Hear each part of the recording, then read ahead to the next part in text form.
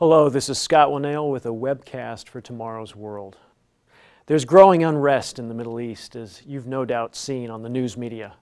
Yemen is in the midst of civil war, a civil war that's destroying its society right on the borders of Saudi Arabia.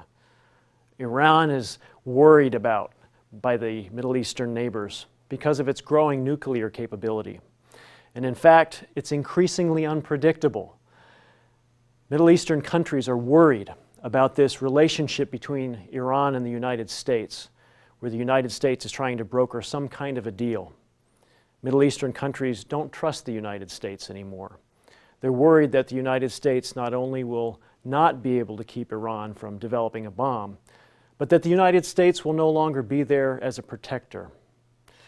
Iran is also known to back the Yemeni Houthi rebels, the rebels who are helping turn Yemen upside down right now.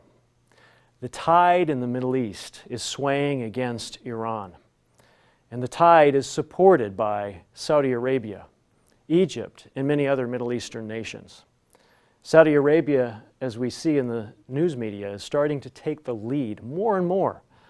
Saudi Arabia's foreign minister a few weeks ago threatened the need for military intervention, possibly led by Saudi Arabia, related to Yemen.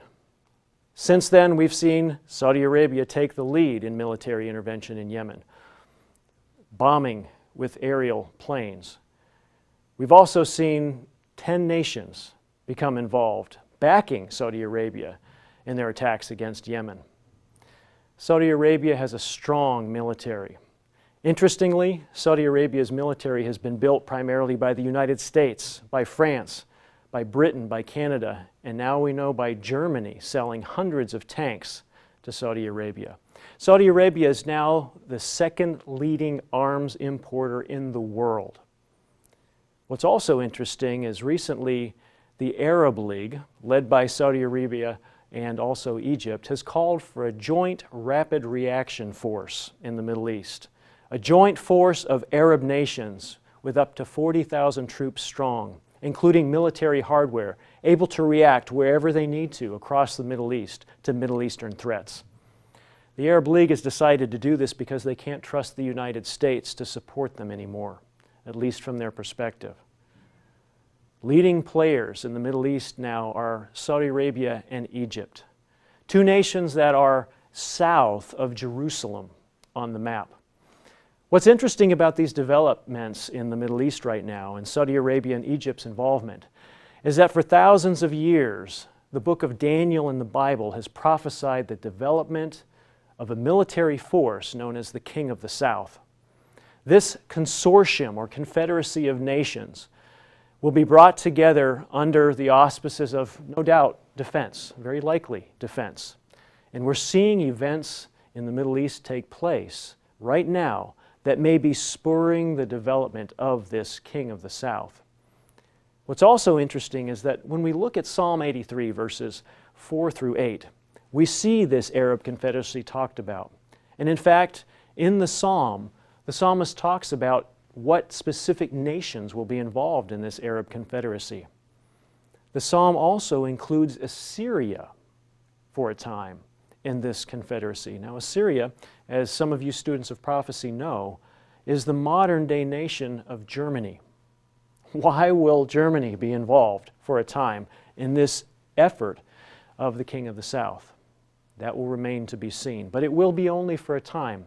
According to Daniel 11 again, near the end of the chapter, we see that Germany and the nations of Europe will break from this Arab confederacy. In fact, they'll form a confederation of their own. Daniel calls it the King of the North.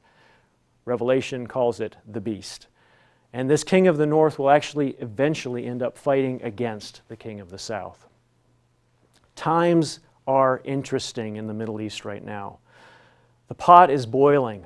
For a long time, this church has talked about watching the Middle East. And we're beginning to see now why we should do that. I encourage you to look at our booklet, to review our booklet, The Middle East and Prophecy, for much more information on this very exciting topic.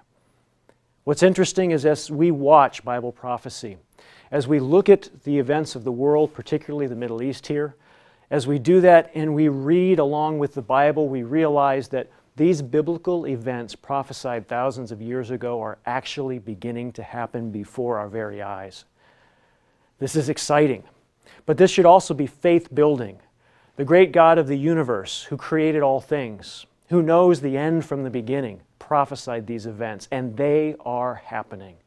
The Bible is true, and the events prophesied long ago are beginning to happen just as God said they would. Thank you for watching, and for more information, video, and material on biblical news topics, please visit us on Facebook or on the web at tomorrowsworld.org.